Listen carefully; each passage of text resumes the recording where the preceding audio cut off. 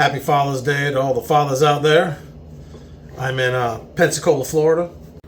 I had to edit this in. Ironically, where I'm staying at the Days Inn was the first gig I ever did in Pensacola 14 years ago. And it was in a basement, I'll insert a pic, of this Days Inn. So when I get here, after driving 8 hours, the guy who booked the show was having trouble with his old lady. So instead of giving me my room, he took it. So I had no room, nowhere to go, just sat there. I met the bartender, Rebecca Lee, who was awesome, still a friend, and my almost best friend in the world, Emily Dillon. I met her that night. And, you know, I was sober. I'd been sober about a year. And Emily let me crash on her couch. I mean, good thing I wasn't a serial killer. But it's just really strange that and cool that I'm back at the place, staying in the hotel 14 years ago, where I didn't have a room and I couldn't stay in the hotel. So it's just weird how this business brings you back, you know?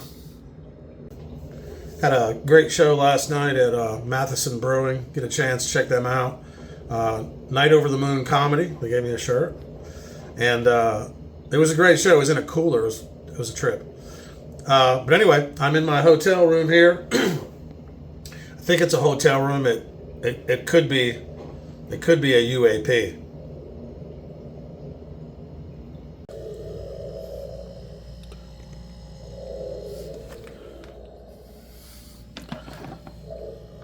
As we travel in deep space on the UAP, the coil capacitors make a humming sound that shows you have achieved light speed. Sounds like something.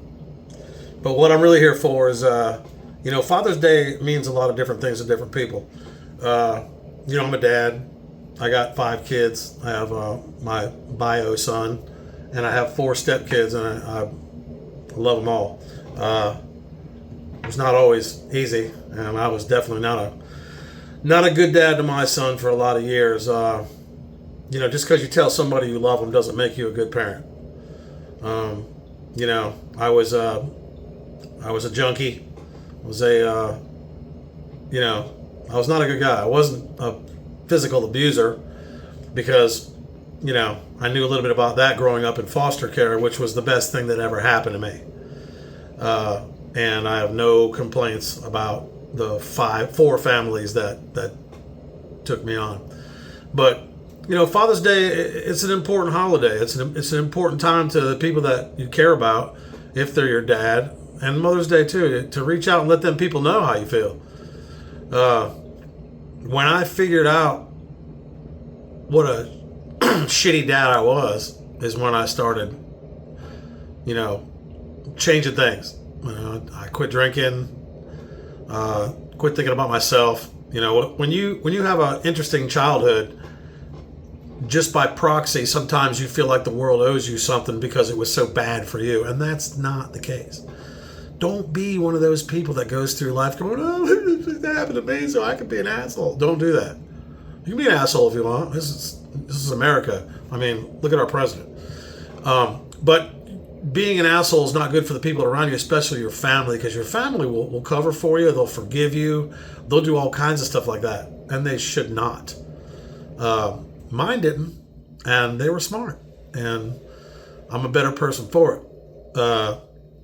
But yeah, Father's Day it's one of those holidays where it always makes me think about my dad. My dad always taught me the right things, but he didn't always do the right things. So it was kind of like, do as I say, not as I do. But I love my dad, miss him every day. I did a heartfelt post on my family WhatsApp today, and I meant every word of it. And I don't think that it matters a lot, their faults, because we don't think about that. We think about the good things. And I'm very lucky that Tyler, my son, is allowing me in his life, as well as Nathan, Simon, Gracie, and Sydney, my stepkids. They're awesome kids. We did not get along at first. When I moved in with my now wife, girlfriend back then, I'll be honest with you, the kids thing didn't matter. I just wanted to be near her. I just wanted to be around her, man. I was so crazy in love with her. And that didn't mean I had any bad feelings about the kids, but all kids liked me, except hers. I had no trouble getting along with all children, except hers. And now the hardest ones to get along with, Simon and Gracie, I'm the closest to them. Especially Simon and Gracie. I see her quite often, talk to her quite often. She's unbelievably tough, fantastic, smart girl. And her boyfriend, fiance, whatever, they just bought their first house. Just wonderful. The only reason I call her a stepdaughter is because that's polite and she has a real dad. And I would never want to, get in the way of that. Simon was an absolute monster when he was a kid. Monster. But somehow or another, Beth got us to spend time together and we wound up liking each other. I remember the first time that I ever noticed that he listened to me or cared about me. I went to a school function with him when his father couldn't go, so I went. And he introduced me as his stepdad. I wasn't even married to his mom yet. I think we were engaged, but I wasn't sure. And I remember when he said that, I almost apologized. I was like, it's like, and we never talked about it. But his last year of high school, I gave him a ride to school every day because Beth, she's a mortician. She had to go to work, and I'm a touring loser, unknown comedian, so I was home every day. So, except for the times I was on the road, and I would give him a ride to school and from school every day. Never missed it, never left him hanging. A few times he didn't have a ride home, and he called me, and I was there, Johnny on the spot, lickety split, because that's just the kind of guy I am. I care about him, whether we're mad at each other or not.